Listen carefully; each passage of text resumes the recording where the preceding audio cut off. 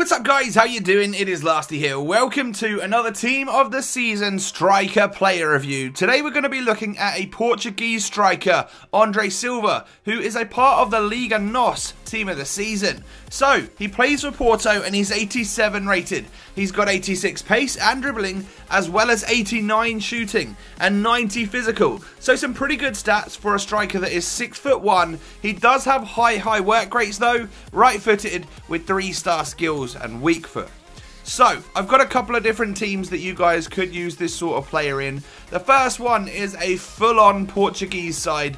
Lots of good players here, lots of Tots players as well, as you can see. And then just the solid players such as João Mario and Renato Sanchez, of course. Solid players from the Portuguese nation. So, moving on to the team, this is what I actually used him in. Again, there are lots of Portuguese players, but there's also a mix of La Liga and the Premier League in here as well, and it looks to be a solid team, and played very well, and won me Team of the Season, Marquinhos. So moving on into the in-game stats for the player then. He has had a silver inform and a gold upgrade item along the way, and on basic chemistry style, looks pretty decent in terms of 92 finishing.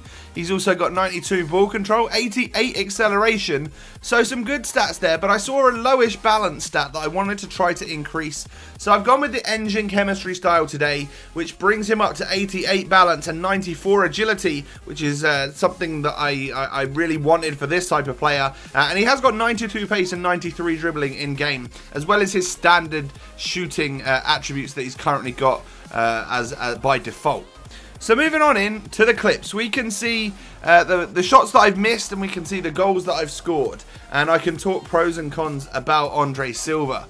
So negatives, well, where do we start? Well, work rates. He has high, which means a lot of the time I found him to be somewhat out of position because he was trying to help get back, and that's more of a case when I'm hoping that he would be on the last shoulder of the defender, because he's 6'1" as well. So I'm either looking for a target man to hoof the ball up to, or I want him to start running on that last shoulder of the defender, to start running through on goal, try and get one-on-one. And that didn't happen that often.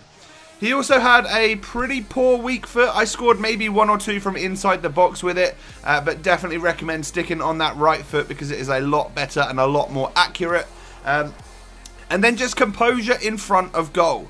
When he was making his own chances, there were so many times where I did get through one-on-one with the goalkeeper. It took a bit of effort because, of course, his work rates were letting him down somewhat. But when I did get in front of the goalkeeper, I was just hoping and praying that I could score the goal.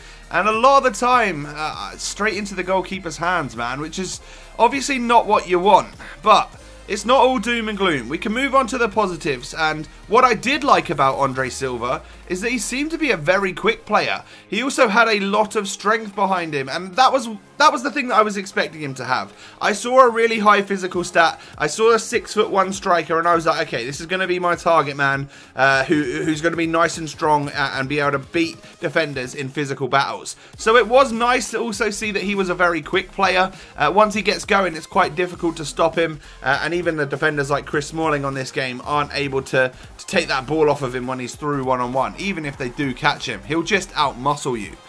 Aerial ability is another positive area for Andre Silva. He's going to be that striker from goal kicks that you aim it to, and also that near post from corners. Scored 1 or 2 of them, as you'll see in the video as well. He is useful in that situation.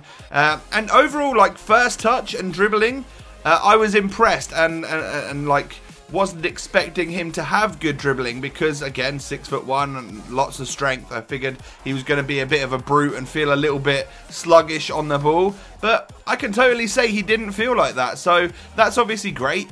And then shot power, and, well, the fact that the goals that he does score, quite a lot of them are follow-up shots. So where we mentioned earlier that his work rates mean that sometimes his positioning is a little bit off, that's when you're directly aiming to get the ball up to him to then go on a run and score the goal.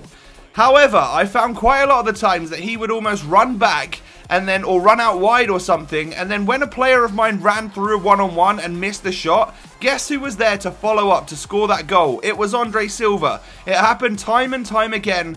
King of the rebounds, you could almost call this guy. So not the prettiest of goals, but a bit of a fox in the box. Once you get the ball to him inside that area, he becomes a very deadly striker on this game.